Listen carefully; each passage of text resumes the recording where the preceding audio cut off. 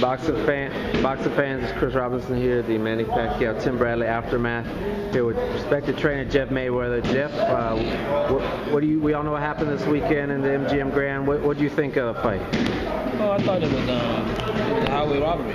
Really? Yeah. I actually thought that Pacquiao won at least 10 out of 12 rounds. Really? I mean, I find it hard to even to give Bradley even 2 rounds, but just because they had a couple rounds that was just filling out rounds, and I gave those to Bradley. So, and then in the 10th round, he performed real well, but other than that, he didn't do anything. Really? Before the fight, you had told me there was nothing special about Bradley, just a really conditioned guy.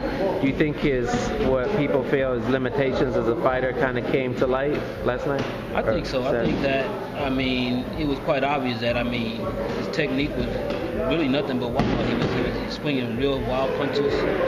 He had a good jab. He did have a good jab. And Pacquiao was very easy to hit with a jab, but that was the only punch that he had that was effective. I give him credit though. He still had some balls. He stood in there and tried to squabble Pacquiao, even though he's not a puncher. It wasn't a completely bad performance. He was just overmatched, that's all. What do you think each man goes from here? Bob Arum said the public won't have interest in a rematch. Do you feel that's true? People ain't gonna be interested? Yeah, I think that's true. I think that because even with the fight being made itself, it still didn't do that well. They still had over 2,000 tickets left. Yeah. For the fight itself. Pacquiao fights normally sell out, but because no one really knows who Bradley is other than the consummate boxing fan. It didn't really mean anything. Got you. Do you feel Pacquiao, did he impress you at all with his performance, the way he looked? No, he didn't impress me either. Pacquiao didn't? No, he was dominant.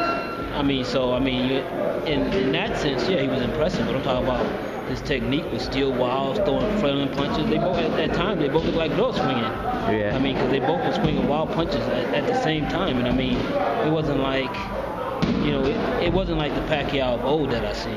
Yeah. So, in that sense, I wasn't impressed to the level that I once was impressed by him. Okay, and you feel that Bob Arum or just what was going on maybe had motives for what he did, or is there any particular thoughts on what happened with the judges?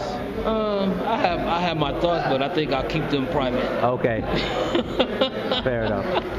Fair enough.